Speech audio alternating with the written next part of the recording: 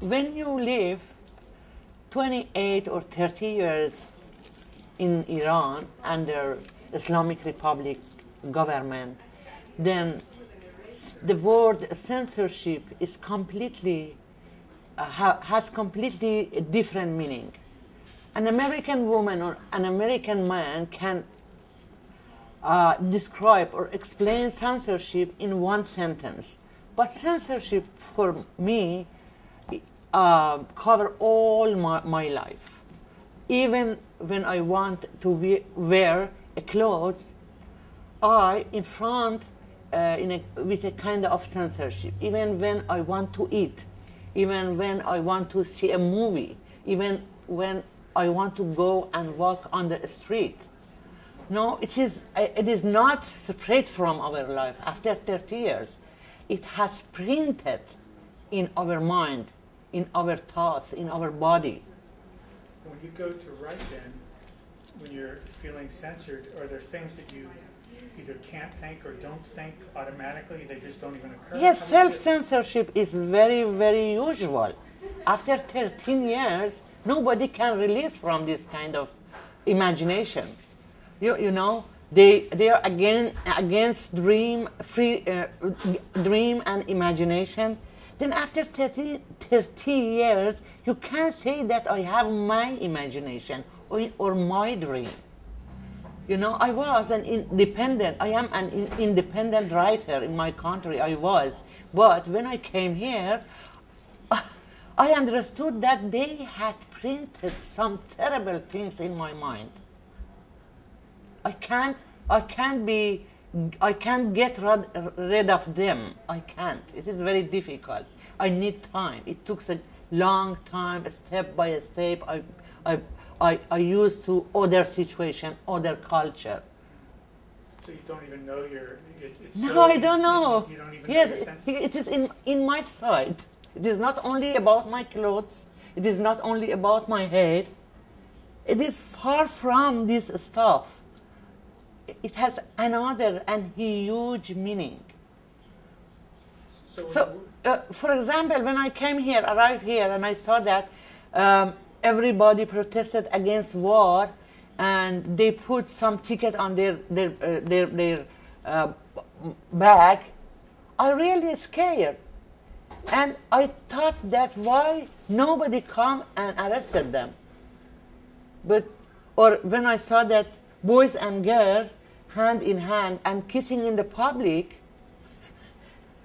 I believed that that kind of freedom. But when I saw, it was amazing. It was wonderful for me. It was completely different. When you think about chair, it's completely different when you saw it, when you see it. How did that change your writing once you got here? Other than in the abstract? I start to tell some story that it is completely different. You see, it is note. My story is note. It's completely note. I think about the body, woman, my body, men's body, woman's body. It is forbidden. It was a taboo for me in my mind. But now I am thinking about making love. I am thinking about kissing. I am thinking about having fun with a boy, a man, a woman, you know. And then gradually I used to it.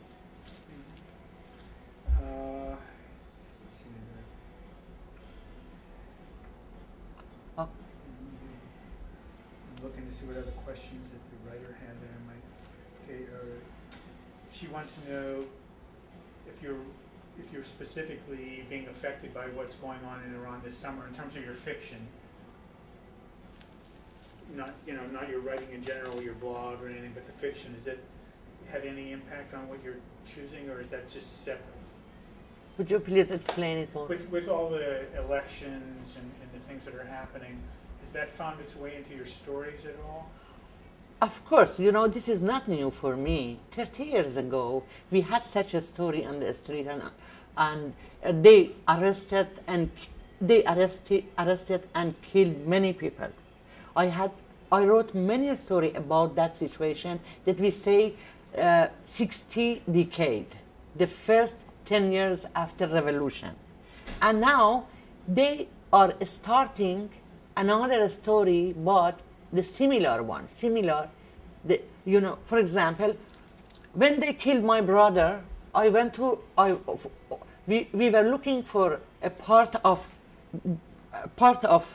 dust for buried him.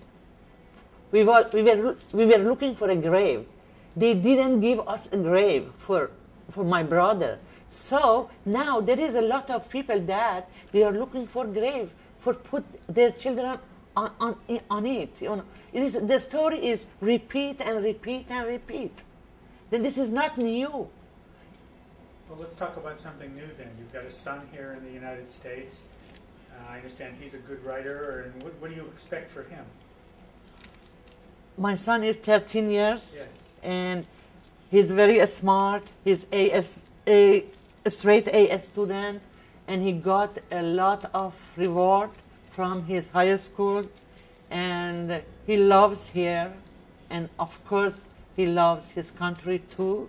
And sometimes when he listens to the news, he becomes sad, and he had a blog and sometimes write in Persian, of course, in the blog, but his English is perfect, much better than me.